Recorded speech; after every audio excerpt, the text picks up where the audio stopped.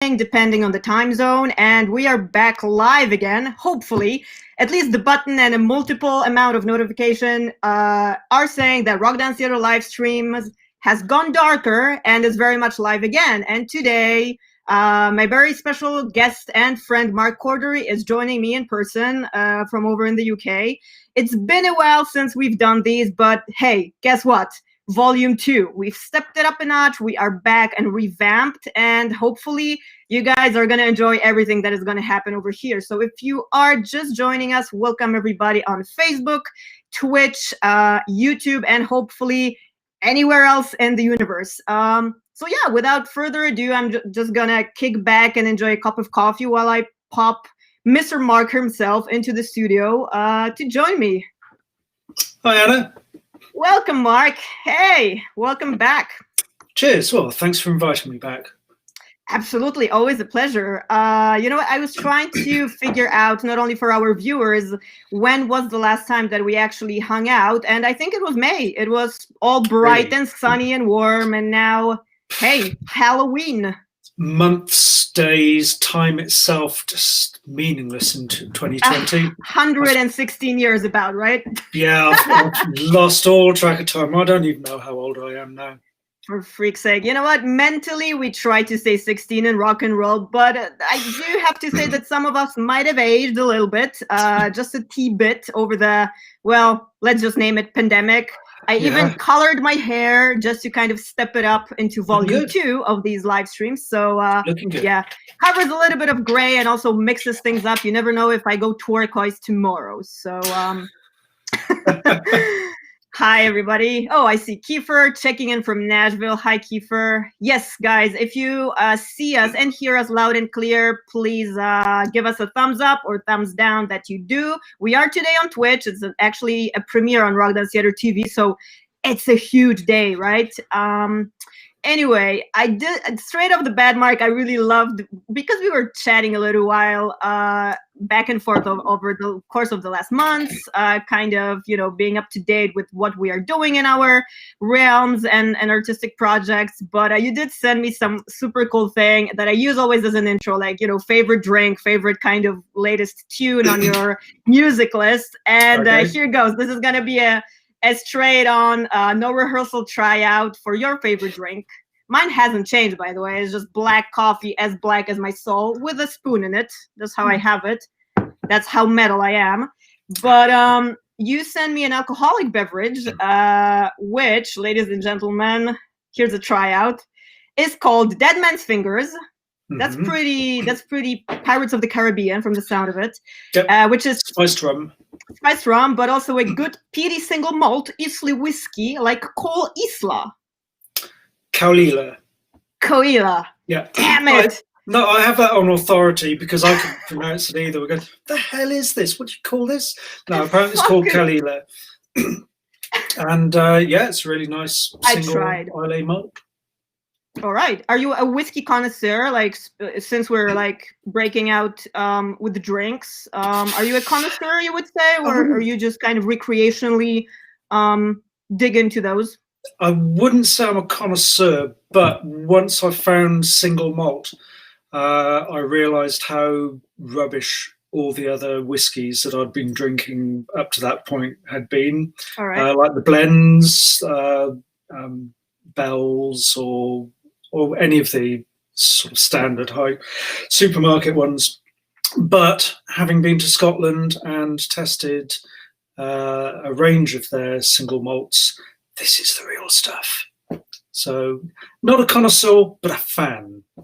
Whatever you said, I know nothing about it, but I do love to learn. And as always, the Rock Dance Theatre live streams are supposed to be not only entertaining, but also educational, right? We do learn things, and hell, I love to learn along the way as well. It's funny that you actually mentioned this kind of whiskey, because back in August, I was doing 2 live shows. I was actually lucky and fortunate to do 2 street festivals, and I did meet a performer from over there, Logie Logan, which is not only a metalhead, he's a street performer. He does pyro, he does this comedy, weird kind of, he does his thing. Basically, it's a one-man show, and he was telling me also quite extensively, we were hanging out backstage at our tents, you know, socially distanced, me with my coffee like in one end and him with his whiskey at the other end. And he was actually telling me quite a lot about, you know, the process of making that and the differences, which was kind of like 1 year in, the other year out. But you know, I promise to learn at some point, because I don't drink. It's you know, it's a huge part of a culture, but you know, I could not care less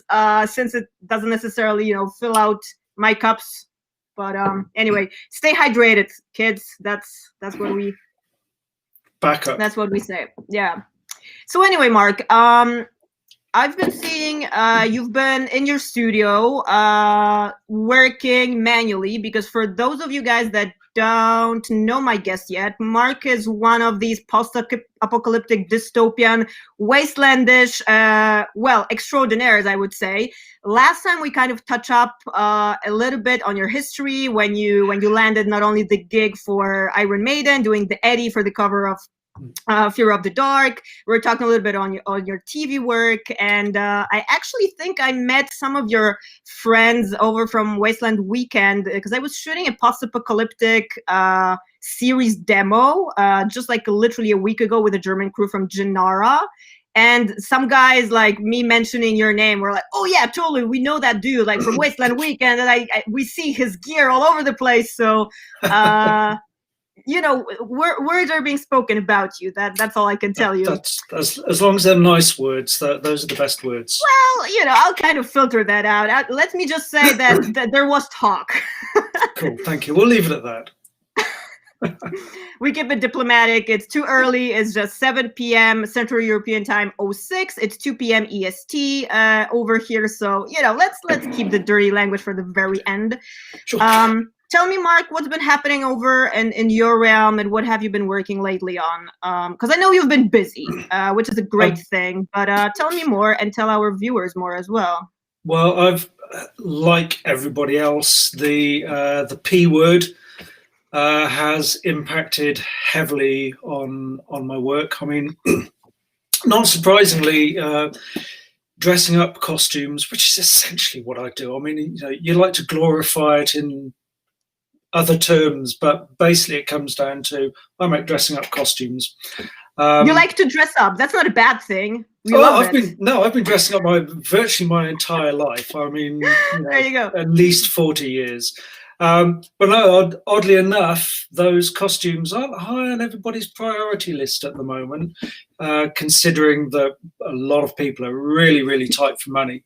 So it has definitely impacted on my work. I've tried to keep busy, but a lot of my my main work, what I would get as commissions, those have dropped off, I guess, inevitably.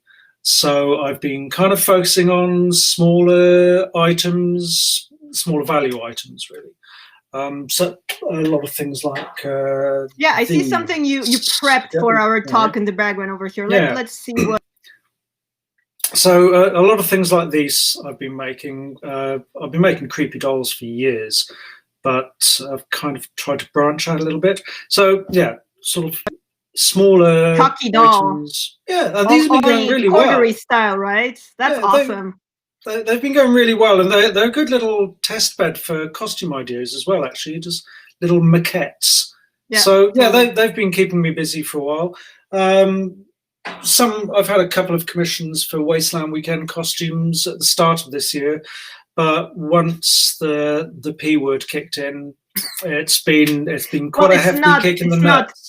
P word, that's not what we mean, like the thing you got to do after drinking extensive amounts of coffee. No. We mean, you know, the freaking pandemic. Obviously there's nothing to hide, it's all over the place, we're hit by that hard.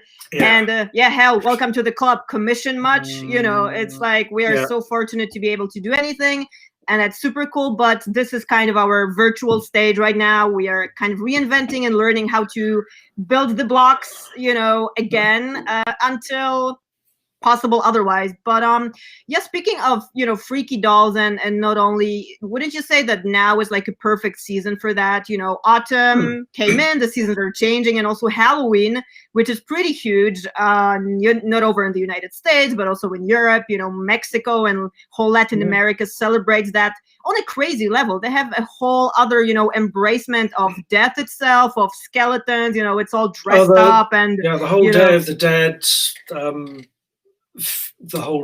that whole thing is huge. It's a thing in South America. Yeah. But I mean, we went to America last year and the year before for Wasteland Weekend, and we were there in September. And the amount of houses that have got like fully kitted out Halloween front displays and stuff. And this is in September. You go, wow, those guys really go for it. That's great.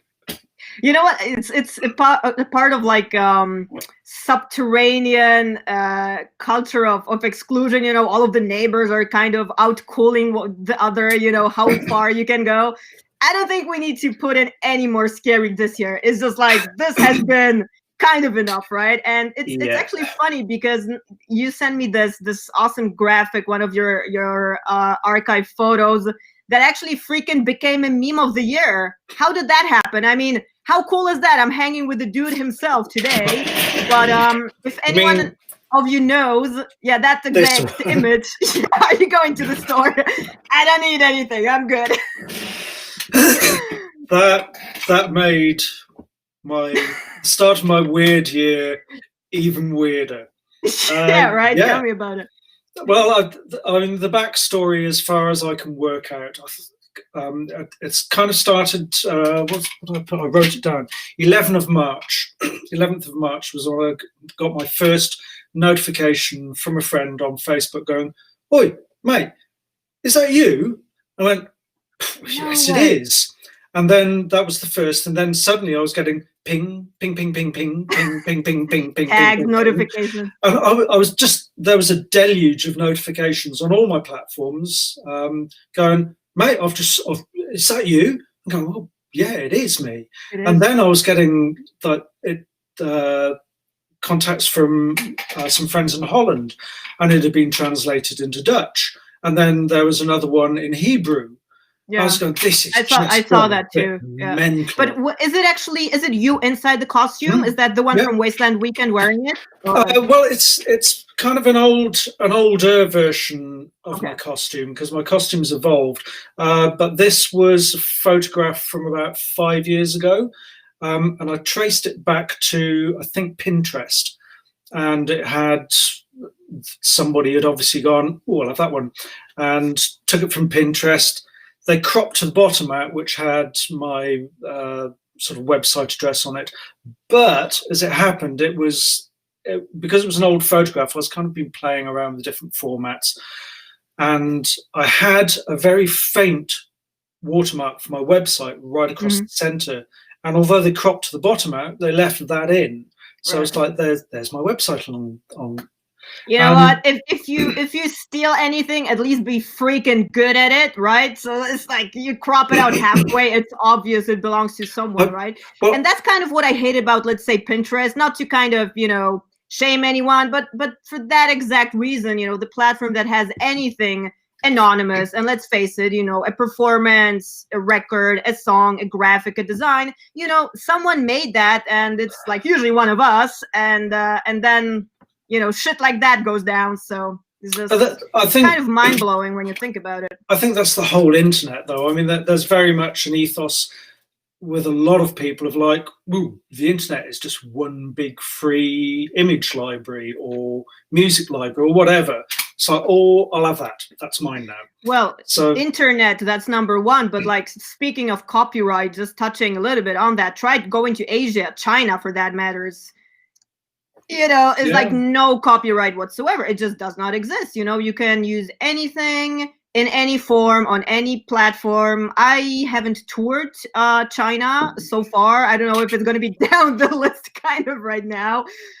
You know, we'll see. But it's just kind of bananas, you know. Still, let's say performing arts, it's a very shady thing. Like with you, Mark, because you do obviously art that are either props or costumes, things that are physically kind of, to be worn or worn on stage and recorded and so forth. But let's say esoteric work that, let's say, is music and a live performance, anything like that, is so hard to kind of quantify and then translate into like a legal term if we're kind of willing to go down that road, because where do you have the definitions, especially if you do original work like me, let's say, because I understand my rock dance theater thing as a hybrid, as something that has never been done before because of the fusion and the intricate elements within it. So it's like, how do you kind of, put a trademark and keep it within the rules of, copyright? It's hard, it's way harder to kind of keep your own by the throat without not paying for 15 lawyers that are literally sitting online and researching if anyone breached anything. So it's a little bit tricky. It's tricky world out there. Very tricky. And as you say, I mean, people have got some weird ideas about what's okay on the internet. And the very weird thing was, I put off, I thought, oh God, this is everywhere. I could make some T-shirts of that. It's my photograph, it's me. And I put it off and I thought, oh no, it's bad taste. Yeah. Pandemic's happening. This not good. It's a very fragile moment, right? Yeah, it's it was. Not the perfect one to kind of say, that's me, what about me? It's my work, I totally get that. Yeah. I left it for quite a few months, and eventually I went, let's calm down a bit now. Sod it. Okay, look, it's me, it's my photograph, it's my work. Yeah, okay, I'm gonna do a T-shirt design based on it. It's slightly different wording, but it's pretty obvious. So I made it as a high resolution image, put it up on Redbubble and TeePublic, and did an advert for it on Facebook. I got this message from this guy, plus a couple of emails, which I kind of think now are all the same person. I know what you're gonna say already. Like I feel it coming. It was like, it's never one. Dude, I can't believe you're ripping off somebody else's work like that. You didn't make that meme. I went, whoa, okay. So are you saying you know the person? Yeah, I know the person. Okay, it's you then. Apparently. So well, that's very interesting. I'll be very interested to talk to the person who used that photograph of mine. Oh, you'll be hearing from me. I never heard from him, or either of the other two emails. But it's just like, oh, come on. Kids, words to the wise. You just threaten anyone, at least fucking go through it, right? Like, oh, that is so lame. It was just like, oh, what a story. This year. You know what? The year is great, because if not that, we wouldn't be hanging out over here. No. We would never have as much fun as we do. So it has its charms. And to be honest, however weird and strange and isolated the year has been, for me, it has been the most kind of productive and busy seasons, I gotta say, if not kind of the second hit that is like right now going through Europe. And hopefully we're going to nip it at the neck, but you got to be responsible. You got to wear your freaking face covers. And I even produced quite a couple. I've hooked up my merch store with some facial covers and, 3 years Rock Dance Theatre anniversary. I think you've been doing a couple of masks design as well, Mark. Is that correct? Yeah, right. Absolutely. I'm slap them on TeePublic and slap them on and leave them on. Yeah, they're just there now. So occasionally I get a notification, you've sold a mask. Awesome. You saved somebody's life. Fantastic. Well, right? You're going to look stylish on the street. Yeah, well, that's what I say, like fashion first. And you know what? If someone told me a couple of weeks ago or years ago that I would be buying these things or making my own as accessories that fits my wear and gear, it's like I would be like, for real? Although no, I'm actually lying, because I think with your design, sorry to interrupt, I think you've been doing also, full-on mask and design from what, the mid 80s, or like ever since you kind of started doing, props and TV work, right? It's just like, it's a part of your thing. I remember having all kinds of mask and facial coverings in my shows way before Rock Dance Theatre, way before I was doing, you know, Teatr Companii Achimowicz. It was a thing, you know, it was part of the character, it was part of the story. So to be honest, we were all doing it way back when, before it was a thing. So masks are great. I mean, that's kind of where I started off my, once I'd left college, some of the first things I started making was, I want to make latex masks. So yeah, I mean, learned that back in about 1984, 5. I was so old. You do the math, guys, yeah? Yeah. By the way, anyone that is joining us just now on either Facebook, Twitch, Rock Dance Theatre, YouTube channel, all of that good stuff, please remember to hit the notification buttons, the subscribes, the follows, all of that drills, while me and Mark take a zip and sit back. Your good health. Literally, your good health. Okay, are you done? Done. Okay, good. We gave them a second, right? So that they can follow anything else. By the way, Mark, with all of the masks and design also, would people head on to markcordory.com, to your main website, to find all of that good stuff? That's my main point of contact, and it's got links to my various online platforms. I haven't got a huge number because just maintaining Twitter, well, I don't do Twitter anymore. Pinterest, Facebook, I used to, but it was just doing my head in. Oh God, Twitter's a cesspool.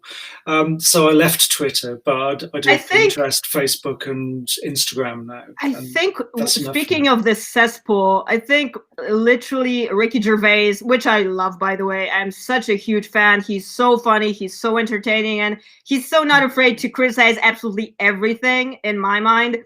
So I think he put it absolutely in the best words, that Twitter is like every single toilet wall of the world. Like you can just like read anything about anyone, and it's kind of like that. You know, internet has become a lifesaver for us because we have those live streams, we have platforms to kind of communicate, you know, translate our art into this digital platform. But yeah, at the same time, it's gotten a little bit hostile, and to say the least. Never read the comments. the first law of the internet. Not even here, guys. Please, like, stare at our eyes, like, read our lips. If you're just checking into Anchor and just the audio platforms right now for the live Rock Dance Theatre live stream, yeah, don't read the comments.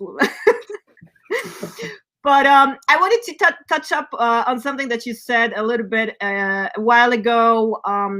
Coming straight out of college, like, what was your initial inspiration for actually doing the weird dystopian designs, having this Fallout concept? Have you been a fan of horrors, like, kind of as a kid?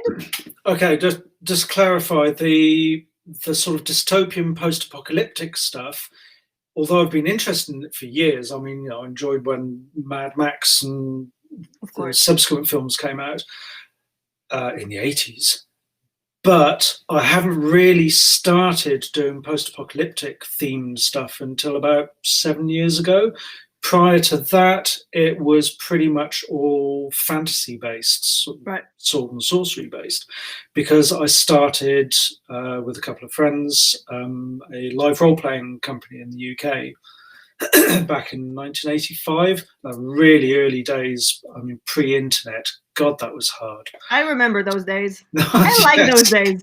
Yeah, they had they had some good sides to them, but yeah, I mean, just advertising your work and getting known was so much harder without the internet. It was word to mouth, basically. You just talked to people. You kind of hung out at a bar and someone started a conversation, and all of a sudden, you know, this natural kind of networking happened, which pretty much for us in performing arts, it's exactly what you do. You know, you do a gig, you hang out, you socialize, you get contacts. Sometimes they're there to stay immediately, and sometimes, you know, someone all of a sudden calls you up and wants to book something from you years after. So that's how it went, ladies and gentlemen. For those of you that are maybe a little bit younger than both of us, that's how it rolled before. There was a time when the internet didn't exist. That's when I started. So yeah, I mean, I was just doing. I mean, I loved old horror films. I kind of grew up on the Friday night double creature feature, which you'd get on TV. So I grew up on all the old Hammer horror films and the old Universal and all the science fiction films, which they reruns of the 50s and 60s stuff. And that's kind of what I grew up on. So I was always into the weird stuff, and I was always into the monsters and the, that sort of stuff. And also like the pretty ugly category, wouldn't you say? That not necessarily, properly aesthetic, beautiful, but like, yeah, pretty ugly. Because I think, because for your aesthetic, naturally, it's so intricate and so on purpose, twisted and modified, and the anatomy is changed, and you have all of these effects of either a ruined kind of structure or something that is burned or anatomically deformed, like through radiation or whatever it might be. But yeah, like, wouldn't you think that the pretty ugly category in itself is very intricate, just basically throughout many dark artists, not only performers but paintings? Well, I mean, your classic pretty ugly artist would be H.R. Giger, who designed Alien. I mean, that is.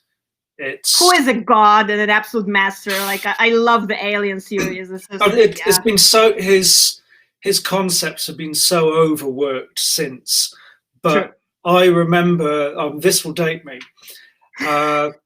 when Alien came out, I had just turned 18. Work it out for yourself. So were you allowed to watch it? Like, was it a rated R kind of movie? They were called X-rated. X-rated, there you go. Yeah, that was the UK category for 18 plus. And it was the first time I'd legally managed to get into a cinema to watch an X-rated film. Oh hell, I watched those under a table. It's like, when I was a kid, I was literally sneaking from my bedroom while my parents were watching horrors and all kinds of stuff. Like, I was living way back in California then, but I remember that it was so cool just to kind of stay quiet and be freaked out of your mind, and I was exactly the same. Back in the bathroom, like, oh my god, it's dark, something is gonna eat me up. I loved it. I was exactly the same as a kid. Eventually my parents had to relent, because every Friday night they would come out of the living room and find me sitting on the stairs, peering through the crack in the door, watching the film that they were watching. Nice. So, what are you doing here, young man? You're only 10, but all right, 10. You can come down and watch one. That's relatively late, I think I was like 4 or 5. I can't remember. I might have been doing it then, but I can't remember. I was weird early on, and I embrace it as much as I can. I thank my parents to kind of be cool about it. But I remember specifically, it wasn't necessarily like horrors, but even early Disney movies where you had, cartoons with the good and the bad characters, the witches or the demons, whatever. And I literally was falling asleep during the pretty scenes, like the birds and the bees and all of that. And I was so like into it with the bad characters, because the design they were wearing was way cooler. They had, just like cool and nasty personalities, which I think, well, speaks pretty much about myself, but also about just like rock and metal and, stuff like that, which is pretty connected in itself. So yeah, I started early on, actually. No, well, I might have started earlier, but I've honestly, it's a long time ago and I don't remember it. But yeah, so that's been part of my life, my entire life, is just I like the weird stuff. So, and then post-apocalyptic kind of got a hold of me, and I went, yeah, this is a really interesting genre to play with, the whole repurposing, sort of taking lost things and making them into new things. I kind of really, that caught me as an aesthetic, as a design idea. So yeah, it's pretty much 90% of what I do now. Yeah.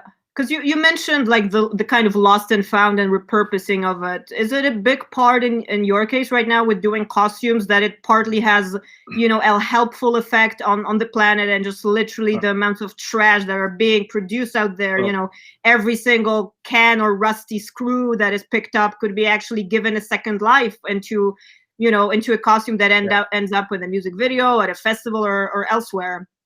I mean, very much that. I mean, I come from a background of TV and film, and the amount of waste and landfill and just things which are never going to break down, polystyrene, fiberglass. Not in our lifetime, at least. No, and that I've been working in an industry that is responsible for a huge amount of landfill. So although what I'm doing now is kind of a little drop in the ocean, I do feel that I'm stopping things going into landfill, because maybe 80% at least of the materials I use in a build will be salvaged from other things. So there'll be things that I find at flea markets that people are getting rid of, or at scrapyards and junkyards, or just my local motorcycle repair shop, which I've got on good terms with. I'll go in and get a load of cogs. Yeah, those are the best deals, right? To get like a multitude of stuff that you can turn into a costume then, and what you pay a couple of euros, so, you know, a couple of quid. It's amazing. But because things like the motorcycle shop, I mean, a lot of stuff like tires, that they have to pay to get rid of them. Yeah, whereas and I'll come along and go, I'll have amount of money, right? Yeah, so that, you know, they quite a lot, because they're industrial waste, business waste. So you know, someone like me comes along, goes, I'll take that off your hand. They go, like yeah, fine, you've just saved me money. How much for that? Take it away. Take it for free, man. Yeah. So you know, you're taking all these things which otherwise would end up in landfill, and you're making them into something. You're giving things a new life, which, I mean, hopefully people who buy these things off me will keep them for years to come.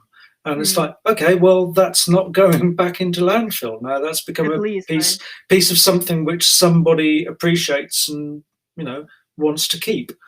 And I really do like that ethos of the whole thing as well. It's kind of why I called my work salvaged wear, because you're kind of salvaging things. I love that. Yeah, it's literally, you know, salvaging in any way of understanding.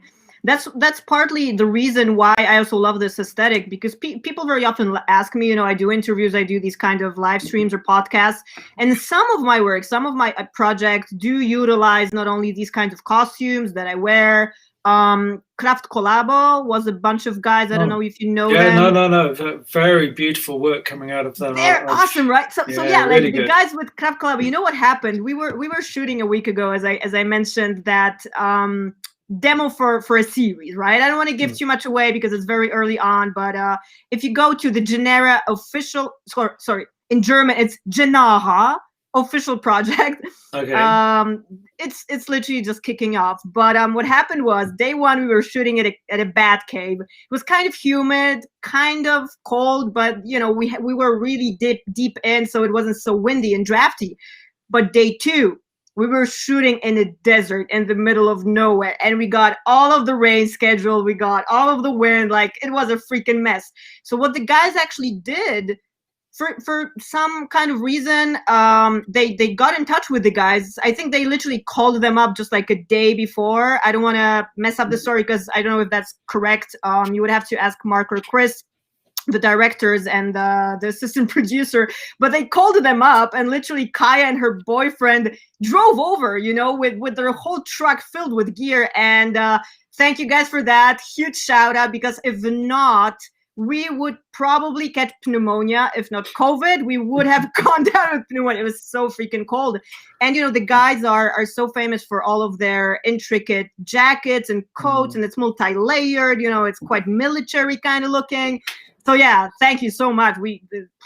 our asses were saved by those guys. So yeah, a shout out for myself to them as well, because they are producing beautiful work. Maybe they're watching. You never know. Maybe they're watching. Top work, guys. You guys totally rock. Yeah. So that was a fun moment. But yeah, speaking of, because the series they started is very generally said socially critical. Would you say that, you know, your costumes appearing at all kinds of events, from Wasteland Weekend through Old Town, through, you know, a bunch of a multitude of arts, so to speak, would you say that there is like a hidden message aside of the salvaged help towards the planet? Would you say that there is something deeper and more to that in terms of, you know, us humans? Well, I guess it comes back to the recycling issue, which obviously, you know, you can't just keep on chucking stuff away and getting a new one. Recycle. So I think that ties in really with the whole post-apocalyptic genre in a sense anyway, in the fact that you can't make anything new. That there are no production units, factories, or anything left. And you're talking about things like, you know, Fallout, the game Fallout, or Mad Max, or whatever. Yeah. These production facilities that keep on churning out new phones, or new computers, or new cars, or whatever, within the post-apocalyptic genre, all that's gone. Yeah, you are no longer producing new things, so you have to look around at what you already have and make the best of that.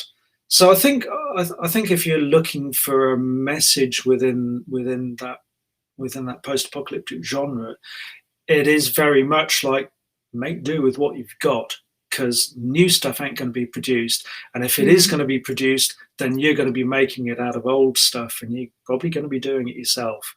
Yeah. And that I mean, I guess maybe I'm trying to nail that to a post with a rather large hammer, but you did ask. So I did on purpose. I know you put me on the spot. You answer this now. Well, you're in the spotlight. Yeah. Basically, deal with it. I know. But yeah, I mean, it's. I think it's a genuine comment, and it does reflect, for me, on the work that I do within the genre, is that there is that thing of, no, that doesn't need to be thrown away. That can be repurposed into something else. So I have in my workshop, I have boxes full of other people's crap that they don't want literally. Anymore. No. Oh boy, you know what? I would literally love to visit your workshop. It would be so much fun, because I'm a kid in places like that. Because I'm a visionary, you know. The moment I see something lying there in the corner or in the box, I just pick it out and I immediately see a piece. I see a photo shoot kind of idea, you know. It would be pretty dangerous to go through all of that other people's shit, if you will, because I see just art amongst it. That's kind of my thing of metamorphosis. That's why I ask, you know, what's hidden behind kind of the costume. You know, the message is that a completely new person and character that you form. Because for me, being on the other side of the spectrum, when I put on these kinds of things, I immediately transform. You know, my body gets different. It's a different feel, a different vibe. It's not that I go into a different kind of character necessarily, but you know, it builds and constructs already a new language, for me at least. So totally agree. I mean, it's masks, costume, it's all trappings for a different identity, or for releasing something inside you to go, fuck it, look at what I'm wearing. Fuck it, I'm going to be this. And you know, clothing, your general day-to-day civvies, it's like they're practical. Some of them might look nice, might make you look nice. Well, you know what? This is how I dress up on the street. Like, I wear my stage gear on the street because I just could not be bothered, you know. I'm not talking about the pandemic where almost everybody is sitting in their pajamas because it's just, you know, what's the point to do otherwise? I went the opposite way. I figured, man, I have so much costumes that are going to be dusty this season. I'm only gonna do like a bunch of shows if given. So it's just like I wear them around the house. If I go for a walk, I style up. This is my virtual stage. You know, the world is watching us, so we might as well look accordingly. I mean, I really miss I really miss not being in costume. This is probably, thinking about it, this is probably the first year in 40 years that I haven't actually got into a costume. You could have worn one for tonight. What the heck, Mark? Yeah, I know. What was I thinking? What was I thinking? Shit. Oh, can we just start this again? You know what, guys? Right, this is it. We are logging off, right? It's just like, cut it, you know? Oh, this has all gone tits up now. Yeah. Yes, I love it. But generally, it's because I do a lot of LARP still. I'm a lot slower than I used to be now, but I still LARP. Can you explain, Mark, to the ones that are tuning in with us and have absolutely no idea what LARP is? I do know a little bit, although I'm completely not a part of that culture. It's something totally different in itself than, you know, stage show performance and so forth within the post-apo aesthetic. In its more polite description of it is... Fuck polite, just like give it to them. Interactive theatre where everybody becomes a character and you're not scripted and you are presented with situations, scenarios, either individually or as a team that you have to deal with, generally by hitting the crap out of each other. I've got to say, it does a lot of that. But it started off as basically live Dungeons and Dragons, which is where all the sword and sorcery stuff came from. So it's kind of character role playing, if you will. Yeah, no, it's definitely it's role playing. That's the R. Right. That's the R and the P in LARP is role playing, live action role playing. And yeah, it's a kind of theatre, and when it works, when it really works, it's unlike anything else. It can be fantastic. It can also be a bit naff. But when it really nails the moment and everybody's invested in the story, in what's happening at that point, that there's nothing quite like it. You're not passive. I mean, even in a computer game, you were relatively passive. You're sitting in your sofa and your armchair in front of the telly. You're not actually doing much other than that. Which is actually perfect for us today, because since we're streaming onto Twitch, which is, I heard, one of the main gamer go-to place, and, you know, it's just a huge thing, and literally people are spending hours on it. The following is huge, millions up, and it is pretty wild. So that's why we are breaking ground over here as well. But so I mean that's LARP really. It's dressing up and pretending to be somebody else, and then generally it ends up hitting or shooting somebody, and in a friendly manner. Yeah, in a friendly. Then you stand up, you shake hands, you go for a beer. Yeah. But I've been doing it for years. I mean, it started. I don't know when it started. There's a lot of debate about when the whole hobby started, but I first did it in 1983. In the UK, and I think that's got to be pretty much close to the official start of the hobby globally. That's very rock and roll, you know. Only the difference between that is just in rock and roll, you kind of beat the crap out of each other, either in the crowd, you know, or just backstage after a show. It's just like you don't wear a mask or an outfit for it. You're either just in your gear or you're wearing whatever, a band t-shirt or something. It's all about the violence. I know. The storytelling ability. I mean, I've genre-wise, I've run your classic sword and sorcery, wizards and elves and dwarves and goblins and stuff, and I've done that for years, and that's pretty much all there was back in the 80s and maybe even the early 90s. But now it covers all genres. I mean, I've horror. I've done a few really fun horror LARPs, and run a couple as well.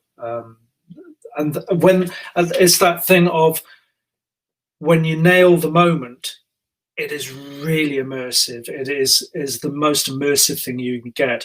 And I think creating frights, scares, fear in people. That's a really visceral emotion. If you can instill that in a safe environment. Yeah, it's one of those very primal things, like, you know, fright and being scared. It's so deep down into our psyche. People just love it, you know. It's kind of like, okay, we want to look away, like we're afraid of what's out there, but we love the feeling, kind of. We love that surge of adrenaline that hits us, you know, when it's just like, oh my God, it's not real. It's just like, okay, we're all good. That's why we like horror films.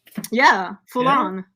And you know, imagine putting yourself in a horror film, as in terms of a game, and you go, well, okay, if you get those moments.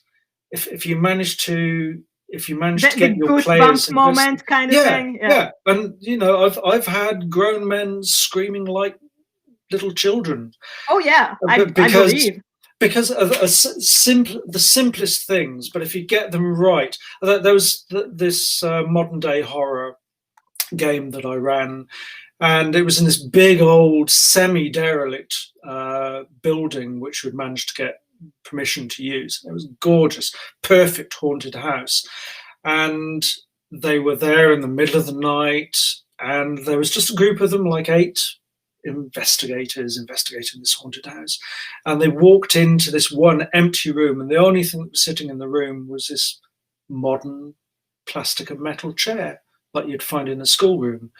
Oh wow. And as they were walking through the door, the chair just went across the room and stopped, and we heard the scream from the crew room, which was the other side of this huge building. You could hear the scream of grown men in their 30s screaming like little schoolboys. And when they got to the chair, there was nothing attached to it. There was no strings, no motors, no anything. So they still don't know how we did it. Must have been magic or a dark power. Speaking of goons and goblins, Mark, are you doing anything special for Halloween this year? Because we can already, you know, crack it open, might as well. Unfortunately, a Rock Dance Theatre Live gig has been canceled due to, as we know, the ongoing pandemic, but we will be doing something very exciting online. So we probably should throw out the event, if I'm not mistaken, maybe tonight, if we still manage. There's gonna be a whole Facebook event to attend, and your dolly is absolutely invited. Thank you. Yeah, this is pretty much all I'm going to do for Halloween. But, ventriloquism, you mean? Oh, my ventriloquism is perfect. You know what? It's a perfect time to pick up a new skill and learn. You never know if you don't get a new show, a new gig out of it. So, well, this is probably my only like personal project that I've got to do this year, because lots of people have been going like, oh, I've got a bit of spare time, I'll make something for myself. But because this is my full-time job, it's like, shit, how am I going to make money? So I haven't really had the luxury of going like, yeah, I'll just do loads of things I wanted to do, because I've been going, shit, what can I make that people will buy? So this has been my only personal project this year, and I had the idea for a couple of years. Like, wouldn't it be nice to make a creepy doll puppet? Because I've been making totally. You know what? Like, even now, when you move it just next to yourself, I already see that in an animated small kind of, you know, video series. Just like 7 minutes out of your horror kind of thing. I think you should totally do it. It would be a hit. Hell, I would be the first one to subscribe and watch it. Or maybe join us. My precious. Yeah, that's the only scary voice I can do. Pardon me. Right now, not to mess up my throat, because I was not really warming up to do voices. But you have given me an idea, Mr. Mark, for an upcoming episode. Well, that's fine. Good. Awesome. So Halloween, probably not doing that much. I might try and do a little video with Bubs there. It's the name of the doll. But no, probably watch a horror film if I can convince my wife to sell it. Can we watch this? Go, do we have to? It's Halloween. Of course we have to. Well, you can always throw on Teletubbies or, you know, Hello Kitty, just to, spin things around. That's true horror. No, but you know what? Not Hello Kitty. I think you are one of the top list scary people, and my personal friends that are invited for the Halloween live stream. And hell, if you have a little bit of time, guys, you have heard it first over here in the Rock Dance Theatre live stream meeting. You never know if Mark is going to pop up and join us on the Halloween live stream. So go already subscribe and follow as... Wait, hang on. Is it on your side or on mine? We're trying out a new rebroadcast studio. We are officially right now on the Restream, not on the... No, still on. You know what? I missed this. If anyone knows, you will find your exit here and here. You need a reverse scan monitor. When you're puppeteering, I've done that. When you're puppeteering, you have a reverse scan monitor because... Yeah. Otherwise, your puppet's going shit which way, and that I'm doing that as well. It's got that's left, so your brain just can't function like that. So hard. The monitors that you look in when you're underneath the table doing that. Well, it's a little bit like with us, stage left, but audience right. So it's a whole big thing, talking amongst technicians and, I don't know, photographers that are coming over. You try to kind of hook up a meeting or explain something where you're positioned. And, for us, it's kind of natural. Yeah, stage left. That's where I'm at. Just see that light. That's where I'm going to be. And usually someone ends up at the other end and, all problems go from there. So it's pretty much like that. You say it's natural. You say it's natural, but I did theatre designer's degree course, and you'd think I'd know stage left and stage right. I've got a clue. Thank God there are only two sides, right? Yeah, if it's not that one, it's probably that one. Right, 50% of chance. How much Toss can you get it wrong?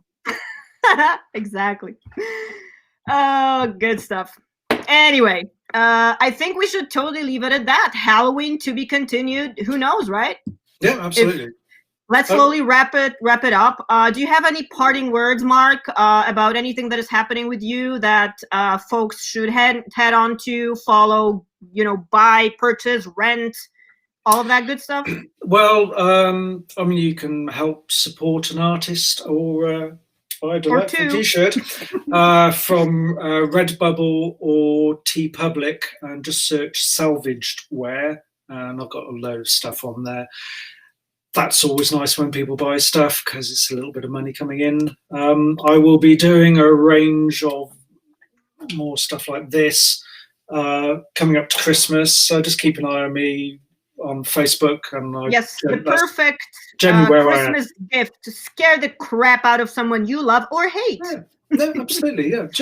You have a personal Rock Dance Theatre recommendation for that. So yeah, I love getting weird gifts for anyone. It's just I love to be as inventive as I can. I don't have as strong manual skills as you, Mark. God, no, I'm nowhere close. But there are times that I sit down and literally put something intricate. Just it's weird, it's customized, and it's handmade, and it makes me that much proud that I did it. I made this. you remember that? Remember the production company? I think it's at the end of X-Files.